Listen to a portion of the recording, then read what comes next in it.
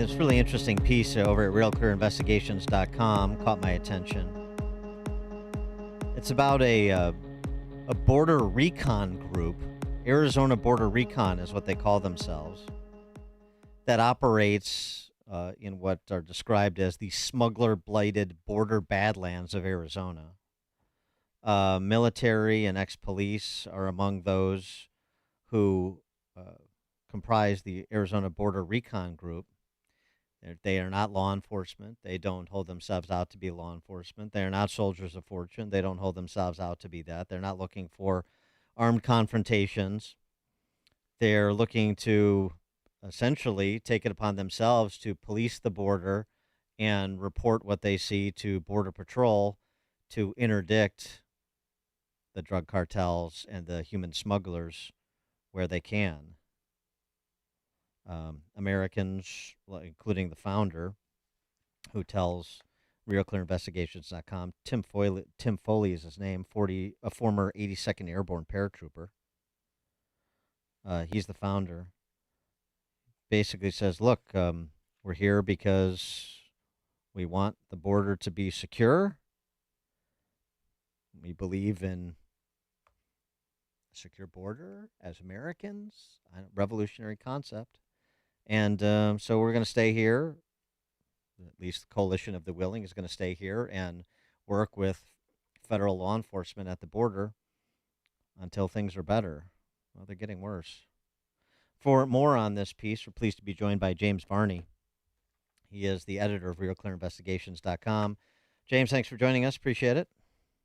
Sure, I'm happy to be here. I'm not the editor, though. I'm just a reporter. Oh, okay. All right. We wanted to give you a promotion. All right. So we'll take that up with the editor there, see if we can get you a title upgrade. Okay, James. Your interactions with Foley and the Arizona Border Recon, what they learned and what you learned from them. I mean, the story reads like something out of Sicario in terms of what they're seeing in these blighted border Badlands, as they were described. Right. Well, there are cartel members visible on the other side of the border quite often. They don't even try to hide, and they had approached. The reason that we know they're cartel guys is they had approached Tim.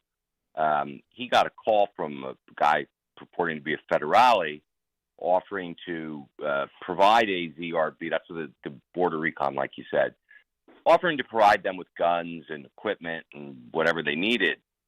Tim was like, why would I do that with you? You know, what would be the point of that? And the guy said, well, then you wouldn't be my enemy anymore. So Tim, who is a veteran, as you described, he declined that offer.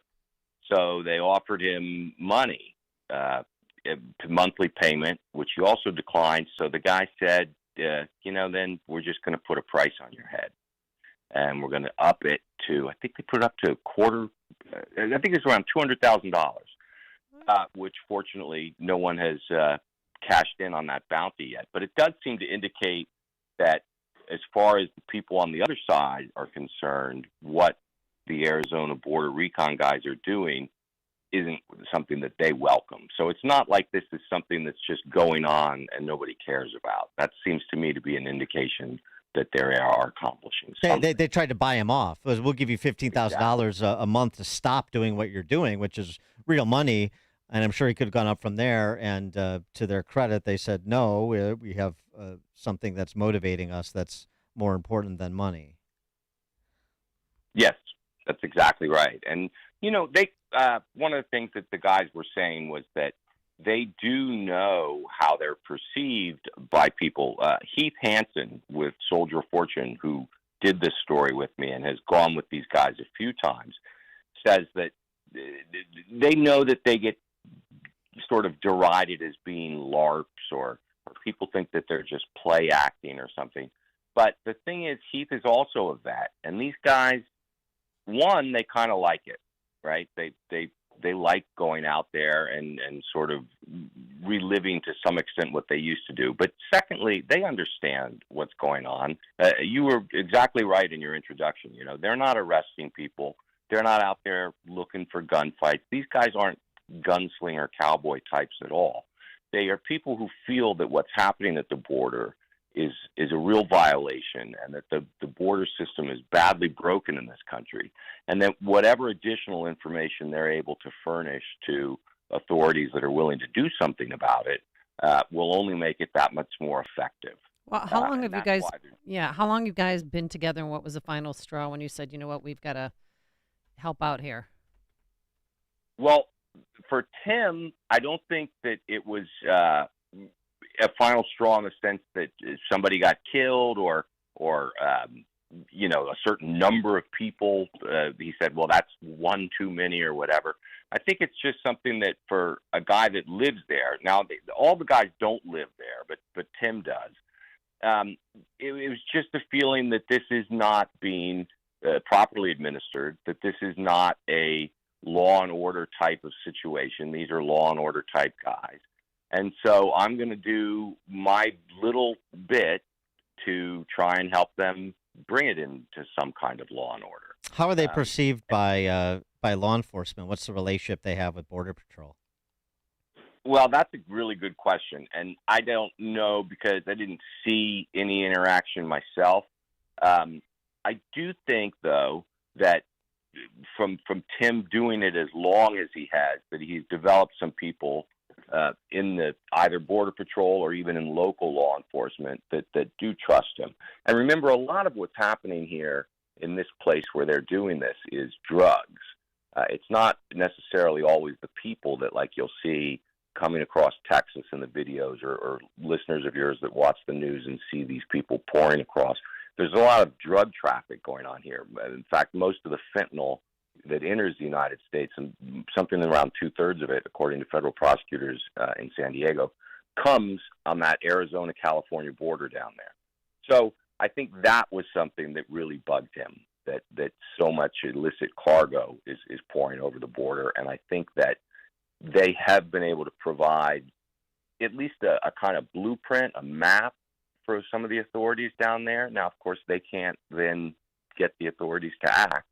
So I don't know that it's led to some massive increase in drug confiscations, but I do think that they at least are able to provide the authorities with something worthwhile. Well, so like to walk me through a typical day. So if they see somebody or a group of people, do they detain them until Border Patrol agents get there, or how does it work? No, they'll stop a person and ask them what's going on and everything. And they have found people who are in pretty dire shape. It gets hot. It's desert, and then there is not a lot of there aren't gas stations or something. It's almost as if you've seen that movie National Lampoon's Vacation, where Chevy Chase goes off in the desert kind of thing. So they have found people who are in pretty bad shape, and then they do call people in. They'll offer them water and stuff, but they ask them mostly, "What are you doing? Where are you going? Why are you doing this?" And they get all that down, and they provide that then to the authorities. Now, when they believe that there's something more illicit going on, if they've had times where the guys will carry different packs, right? So if you see someone that's got a pack that's got they're getting water out of it or whatever, most of the time that means that person's coming. When you see these guys having big, heavy packs, and when they say something or if they call out to them, invariably these guys will just dump the pack and run. So, and like I said, they're not looking for a gunfight or something. So they have had times where there's been narcotics and fentanyl found, and they do call the authority. They just leave it there, or they don't pick it up and take it somewhere else. They call the authorities, and they come and they get it. So that's usually the typical way, and it is, again, more often drug type of coyotes or couriers than it is illegal immigrants trying to get here themselves. What's the disposition, if there's even awareness from residents of the border towns? I mean, we hear from ranchers on the border near El Paso and what the experience is like, and and we've heard actually from ranchers in Arizona as well, some of the same sort of conversations and observations. Do they have you said Tim Foley, the founder of this Arizona Border Recon, lives there. What is their interaction with the community they're effectively trying to serve in part? And that's another good question, and I have to be honest with you guys. I don't have a great answer for that because I didn't get a chance to talk to a lot of the people. It's not very densely populated area down there, and there weren't people that I saw, Americans interacting and all. So I can't give you a good idea of that. I can tell you though that they have gotten their mailing list has grown. The people that contact him by email has grown. Some of the guys that do this aren't locals. There's a guy from Pennsylvania. There's a guy from Nevada, and they come. They're people that Tim knows or other people know usually from military experience that again like doing this sort of thing. It's not an easy thing to do. It's not fun really.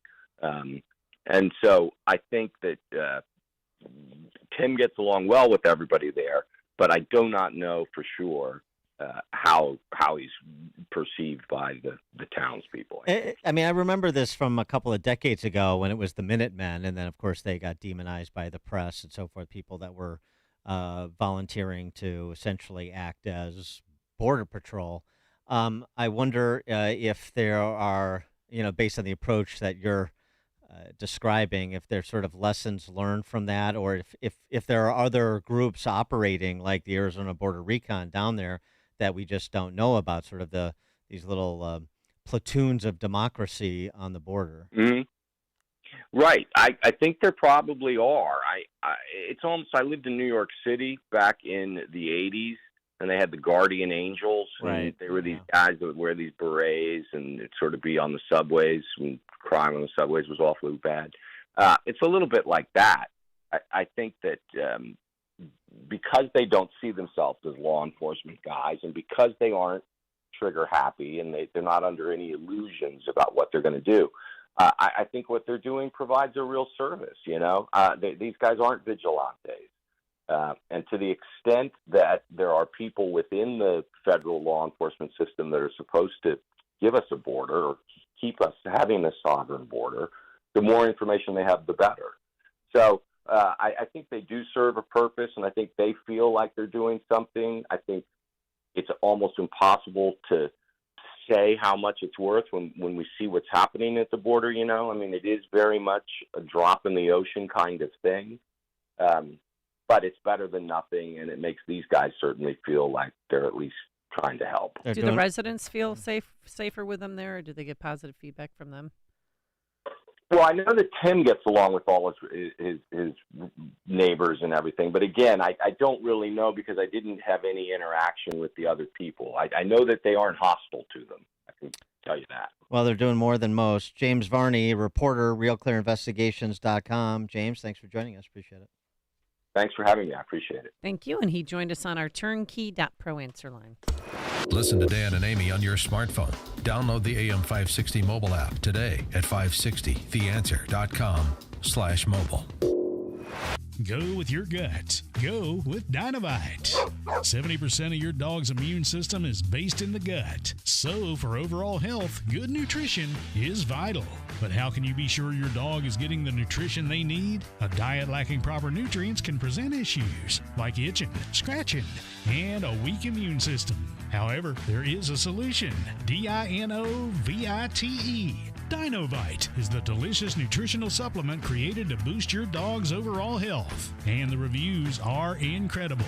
Poor Sam. He was a mess, always itching. Probably 2 weeks after he started Dynovite, I started to see improvements, and today 99% of his issues are non-existent. Right now, try Dynovite for free. Just pay shipping and handling. Learn more at Dynovite.com/radio. That's DINOVITE.com/radio. Happier, healthier with every bite. Over 1 million pets helped with Dynovite. All right, it's coming. Just a few weeks away from our annual AM560 golf outing, presented by our friends at Signature Bank. And this year we're partnering with the Tunnel to Towers Foundation. I know you've heard of this great organization. They provide for our first